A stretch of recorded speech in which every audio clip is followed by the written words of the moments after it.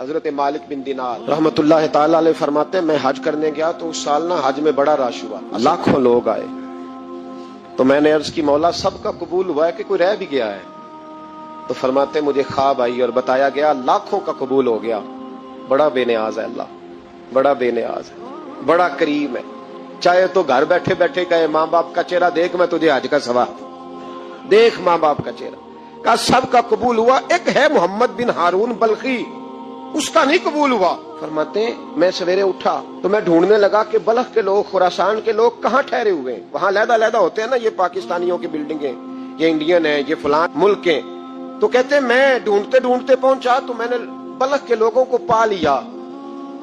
میں نے پوچھا تمہیں محمد بن ہارون بلخی کون ہے؟ تو لوگ کہنے لگے وہ تو بڑا نیک آدمی ہے،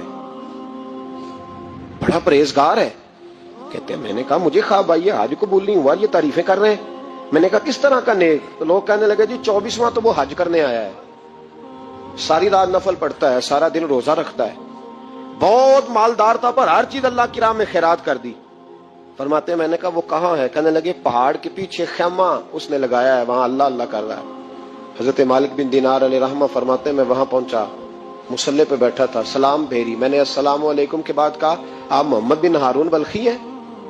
کہنے لگا ہاں۔ آپ مالک بن دینار ہیں؟ میں نے کہا کہ اس نے تو میرا نام بھی جان لیا بغیر بتائے۔ فرماتے ہیں میں نے کہا کہ ہاں میں مالک بن دینار ہوں۔ کہنے لگے کیسے آئے ہو؟ میں نے کہا بس ملنے آیا تھا۔ کہنے لگے نہیں جس کام آئے ہو وہ بتاؤ۔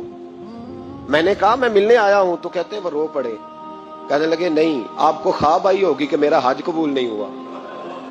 کہتے ہیں میرے رونگٹے کھڑے ہو گئے کہ اسے اتنا بھی پتا ہے کہ میرا حج قبول نہیں ہوا۔ میں نے اس کو کہا کہ تجھے کیسے پتا کہ مجھے خواب آئی ہے؟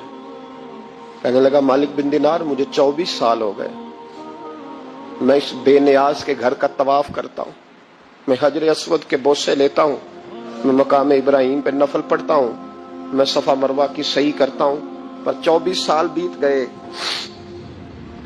جب میں طواف وداع کرنے کے قریب آتا ہوں تو کوئی نہ کوئی اللہ کا ولی آ کے کہتا ہے دوڑ جا تیرا کوئی نہیں قبول ہوا۔ 24 سال۔ تو مالک بن دینار فرماتے میں اس کے قریب بیٹھ گیا اور اس کے گھٹنے پہ ہاتھ رکھا، میں نے، بندہ بھی معذور تھا، اس کا ایک ہاتھ کٹا ہوا تھا، چہرے پہ عبادت کے نشانات نمایاں تھے، اور میں نے کہا یار پھر تیرا حج قبول کیوں نہیں ہوتا؟ تو کہنے لگا مت پوچھ تو مجھ سے نفرت کرے گا۔ میں نے کہا نہیں تو بتا۔ کہنے لگا نہ پوچھ۔ میں نے اصرار کیا تو کہنے لگا اس لیے نہیں قبول ہوتا کہ میں اپنی اماں کا نافرمان۔ تو ماں کا نافرمان کیا ہوا؟ تو کہنے لگے اللہ نے دولت دی، جائیدادیں، گھوڑے، زمینیں، میں عیاش ہو گیا، میں اللہ کے دیے ہوئے مال کو ناجائز جگہ خرچ کرنے لگا۔ ماں میری بوڑھی تھی، عبادت گزار تھی، مجھے سمجھاتی تھی۔ رمضان کا مہینہ، عصر کے بعد اماں تنور میں روٹیاں لگا رہی، میں گھر آیا شراب کے نشے میں، اماں روٹی دو۔ ماں کہنے لگی شرم کر، روزہ رکھا نہیں تو جنہوں نے رکھا ہے ان کا تو خیال کر۔ کہتے ہیں یہ لفظ میں نے سنے تو ماں کو ایک تھپڑ دے مارا، اماں جلتے ہوئے تندور میں گر گئے، لوگوں نے مجھے کمرے میں بند کر دیا۔ کہتے ہیں ساری رات میں شور سنتا رہا پر نشے میں پڑا رہا۔ اگلے دن ظہر کے بعد آنکھ تب کھلی جب میری بیوی الماریوں سے کپڑے نکال رہی تھی۔ میں نے کہا کہاں جا رہی ہو؟ کہنے لگی میکے جا رہی ہوں، میں ماں کے قاتل کے ساتھ وقت نہیں گزار سکتی۔ میں نے کہا ماں قتل ہو گئی؟ کہا ہاں، رات 9 مہینے تجھے پیٹ میں رکھنے والی اور چھاتی کا دودھ تیرے گلے میں اتار کے پالنے والی تیرے ہاتھوں قتل ہو گئی۔ کہا کدھر ہے میری ماں کی میت؟ کہا دفن کر دیا۔ بتایا کیوں نہیں؟ کہتے مرتے وقت کہہ گئی تھی اسے میرا منہ نہ دکھانا، میرے جنازے کے قریب نہ آئے۔ کہنے لگا میں اسی وقت اٹھا جس ہاتھ سے ماں کو مارا تھا، کلاڑا لے کے ہاتھ کاٹ دیا، جائیدادیں، گھوڑے، مکانات خیرات کر دیے۔ ساری رات نفل پڑھتا ہوں، سارے دن کے روزے رکھتا ہوں، ہر سال حج کرتا ہوں، عرش کا مالک معاف نہیں کرتا۔ حضرت مالک بن دینار کہتے ہیں میں نے بھی ایک تھپڑ مارا، میں نے کہا تو اسی قابل ہے، تجھے معاف نہ کیا جائے، کبھی تجھے معافی نہیں ملے گی۔ کہتے ہیں میں ہو کے آیا، وہ روتا رہا، تڑپتا رہا، میں سویا گھر آ کے تو مجھے مصطفیٰ کریم علیہ السلام کا دیدار نصیب ہو گیا۔ نبی پاک صلی اللہ تعالی علیہ وسلم نے فرمایا مالک تو اسے کیوں مایوس کر آیا ہے اللہ کی رحمت سے، کیوں کہہ ہے اسے؟ میں نے کہا حضور اتنا بڑا قاتل ماں کا کیسے معافی ملے گی؟ تو محبوب فرمانے لگے اس کی ماں کی وجہ سے ہی اسے معافی ملے گی، ماں کی وجہ سے۔ حضور کس طرح؟ فرمایا ماں قیامت کے دن اس کے خلاف مقدمہ دائر کرے گی، کہے گی اللہ اسے پوچھ میرا جرم کیا تھا، مجھے کیوں جلا کے مارا؟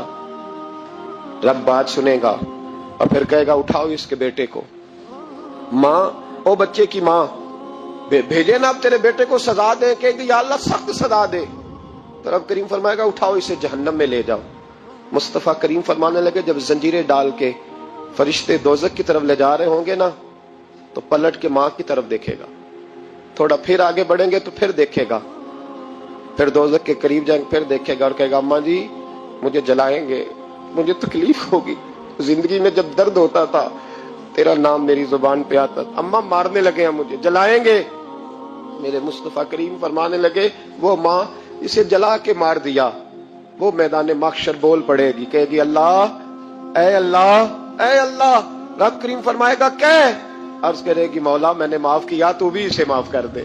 اللہ فرمائے گا اس نے تو جلا کے مارا، تو کیوں نہیں جلنے دیتی؟ حالانکہ اللہ سب جانتا ہے۔ کہے گی مولا میں تو ماں ہوں نا، کیسے موقع دوں؟ تو میرے محبوب فرمانے لگے مالک اللہ اسے اس کی ماں کی۔ نبی پاک صلی اللہ تعالی علیہ وسلم نے فرمایا، بخاری شریف میں صحیح درجے کی روایت ہے، کریم فرماتے ہیں اگر تم وہ جان لیتے نا جو میں جانتا ہوں، اگر تمہیں اس کا علم ہوتا نا جس کا مجھے علم ہے، تو فرمایا تم رویا کرتے، تمہاری کیفیات اور ہو جاتی۔ بعض اوقات کچھ لوگ غیر سنجیدگی کا مظاہرہ کرتے ہیں، ہنستے ہیں، شغل بناتے ہیں، بہت سارے کام ایسے ہیں، بہت سارے فیوز و برکات ایسے ہیں جو انہیں ملنے ہوتے ہیں نہیں مل پاتے، تو وہ غیر سنجیدگی طبیعت کی، لہجے کی غیر سنجیدگی، ان سے وہ فیوز و برکات اٹھا لیتی۔ میں دوستوں سے کہتا ہوں آپ کسی جگہ محفل میں جاتے ہیں، آپ کسی دینی اجتماع میں جاتے ہیں، لیکن رستے میں اگر آپ شغل کرتے ہوئے جا رہے ہیں، ہنستے ہوئے جا رہے ہیں، آپ نے کیا فائدہ حاصل کیا؟ آپ جہاں بھی جا رہے ہیں موبائل آپ کا آن ہے، موبائل دیکھ رہے ہیں، موبائل چلا رہے ہیں، موبائل ہی چل رہا ہے، تو آپ نے کیا سنجیدگی حاصل کی؟ پایا کیا؟ ہر کام صرف موبائل کے اسٹیٹس کے لیے کیا ہے؟ تم اگر وہ جان لیتے جو میں جانتا ہوں۔ اصحاب صفا کے پاس قرآن مجید کی کوئی آیت تلاوت کی گئی تو وہ رونے لگے، صحابہ رو پڑتے تھے، اللہ کے خوف سے خشیت سے رو پڑتے تھے۔ کوئی آیت تلاوت کی گئی، اصحاب صفا رو پڑے، ان کو روتا دیکھ کر حضور بھی آئے اور اللہ کے رسول کی آنکھوں میں بھی آنسو آئے، اور پھر اللہ کے حبیب علیہ السلام نے اس عمل کا اظہار فرمایا۔ حضور فرمانے لگے جو آنکھیں رب کے خوف سے آنسو بہاتی ہیں نا ان کو اللہ پھر دوزخ پر حرام کر دیتا ہے، پھر وہ جہنم میں نہیں جایا کرتا، وہ اللہ کے خوف سے چھلک پڑی، جذبات ابل کر باہر آ گئے۔ سعادت مند لوگ ہوتے ہیں، سعادت مند۔ نبی پاک علیہ السلام نے فرمایا، ترمذی میں موجود ہے، حضور فرماتے ہیں 3 باتیں خوش بختی کی علامت ہے۔ یا رسول اللہ صلی اللہ تعالی علیہ وسلم کون سی؟ تو ایک تو حضور نے فرمایا اللہ سے ڈرو، اور دوسرا فرمایا بلا وجہ اپنے گھر سے نہ نکلو، اور تیسرا فرمایا اپنے گناہوں پر رویا کرو۔ اگر تمہیں رونا آ جاتا ہے تو یہ سعادت مندی ہے تمہارے لیے۔ مجھے کچھ دوست کہتے ہیں مجھے غصہ بڑا آتا ہے، تو میں کہتا ہوں مجھے بھی بڑا آتا ہے، بڑا آتا ہے، لیکن اپنے گناہوں پر آتا ہے، اپنی غلطیوں پر آتا ہے۔ مجھے زندگی میں جتنا غصہ آیا ہے اپنی کوتاہیوں پر آیا، جہاں جہاں مجھ سے سستیاں ہوئی ہیں مجھے ان پر غصہ آتا ہے، اور جب اپنے آپ پر غصے سے فارغ ہوں گے تو کسی اور پر بھی کر لیں گے۔ ابھی تو ڈھونڈتا پھرتا ہوں اے اقبال اپنے آپ کو، آپ ہی گویا مسافر آپ ہی منزل ہوں میں۔ میرے عزیز اگر انسان کو یہ سعادت مندی نصیب ہو جائے، وہ کبھی اپنے مالک کے خوف سے رو پڑے، کبھی اس کی محبت میں رو پڑے۔ مجھے بتائیں نا، بچہ جب رو ہی پڑتا ہے تو پھر اماں سارے کام چھوڑ کے متوجہ ہو جاتی۔ لوگ کہتے ہیں وہ میرے پاس آیا تھا تو بس رو ہی پڑا تھا، تو پھر میں کیا کرتا؟ وہ رو ہی پڑا ہے تو معاملہ ختم ہو گیا۔ بچے کی شدید غلطی پر اسے ڈانٹا تھا پر وہ رو پڑا، نرم ہو گیا دل ماں کا، باپ کا، چچا کا، بڑوں کا، چونکہ وہ رو پڑا ہے۔ عزیز بھائی جب تو بھی رب کی بارگاہ میں رو ہی پڑے گا نا، جب تو اس کی خشیت سے ٹوٹ ہی جائے گا نا، جب اس کے حضور آ کے عرض کرے گا نا مالک میں کہاں جاؤں تیری بارگاہ میں نہ ہوں، کہاں جاؤں؟ اعلیٰ حضرت بریلوی رحمت اللہ علیہ کے والد تھے، बड़े दर्द से दुआ करते थे, लोग उनसे दुआएं कराया करते थे और अजीब से ना दुआ के अंदर महव हो जाते थे। अपने लफ्जों में बात करूं तो बड़ी खुब के दुआ करते सन। बाज बंदे रटियां रटाइयां दुआवां करते हैं, बस वो ठीक है, हाथ उठा दिए, जो मौलाना साहब कहेंगे हम भी। वो बड़े महव होके दुआ करते थे। किसी ने उनसे कहा, हजरत इतनी लिल्लाहियत से और इतनी महवियत से और इतने ज़ौक से दुआ कैसे? फरमाने लगे, मैंने अपनी बीवी से तरीका सीखा है। सीखने वाले सभी जगह से सीखते, अपने बच्चों से भी सीख लेते। और जिनका ख्याल होना हमारे पास कुल अकल आ गई है, वो बेचारे अकल को खैरबाद कह देते हैं। जिनको सारा ही पता है उन्हें कुछ पता नहीं है। कहते बीवी से सीखा है दुआ मांगने का तरीका। हजरत वो कैसे? फरमाने लगे, उसे कोई काम था मुझसे, कोई घर का खर्चा था, उसने बताया खर्चा। मैंने उसे कहा अभी मेरे पास पैसे नहीं हैं, आते हैं तो दूंगा। 2-4 दिनों के बाद फिर उसने कहा, मैंने कहा था घर के खर्चे के लिए कुछ पैसे, तो फरमाते हैं मैंने कहा अभी मेरे पास नहीं है, आता हूं तो देता। औरतों की आदत होती है बार बार याद कराना। कहते उसने फिर याद कराया। वो मैंने गुजारिश की थी कुछ पैसे चाहिए, फरमाते मुझे गुस्सा आ गया। मैंने कहा तू क्या रोज एक ही बात करती है, तुझे कहा है ना अभी पैसे नहीं है, आते हैं तो दे दूंगा। हर रोज याद कराने का क्या मतलब है? एक ही बात का रट्टा लगाया, पैसे चाहिए पैसे, ठीक है खर्च है, आप ठीक कह रही, पर अभी नहीं मेरे पास। कहते मैंने डांट दिया। सादतमंद खातून थी, हौसले से डांट बर्दाश्त की।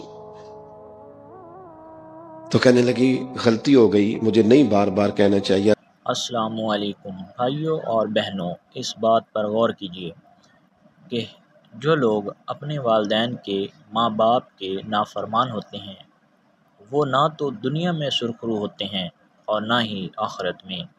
इसलिए अपने माँ बाप की कदर करें, प्यार एहतराम से पेश आएँ, गुस्से से ना बोलें, हमेशा खुश मिजाजी से बोलें।